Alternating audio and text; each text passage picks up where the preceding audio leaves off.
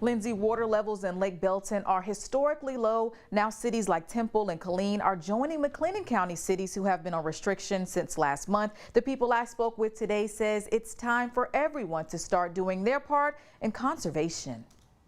Lake Belton's elevation is the lowest it has been since the 1970s. Now Central Texas residents in Bell County are having to change the way they use water. What we've just entered into is the stage 2 drought warning. That means we need to start taking action. McLennan County has been under water restrictions for the last year. Now Temple, Harker Heights, and Belton are among the Bell County cities just recently placed under stage 2 water restrictions.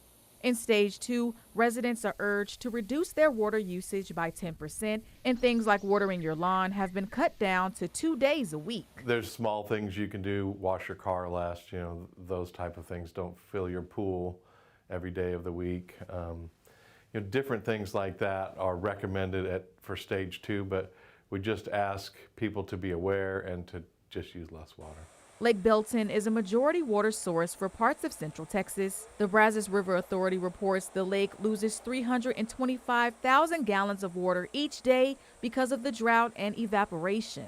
Still, lake expert Peyton Lisenby says people should not be too worried about this. The reservoirs are doing exactly what this is what they're supposed to do. I know it seems like everything's dire and bad when the reservoirs decline, but the idea of a water storage reservoir is that when it's wet, it fills up, and when it's dry, we use the water, and then when it's wet again, it'll fill back up. So it's all par for the course. For now, cutting back on water usage can do a lot of good, as the lake levels won't be low forever.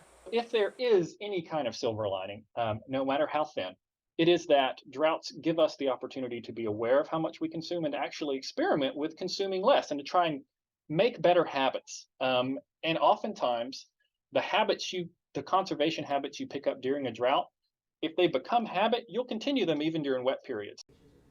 Lisenby says our wettest month in Central Texas is in October, so we can keep our fingers crossed until then, but that's most likely when we'll see restrictions lifted. Hopefully that'll happen soon. We can get some rain, Lindsay.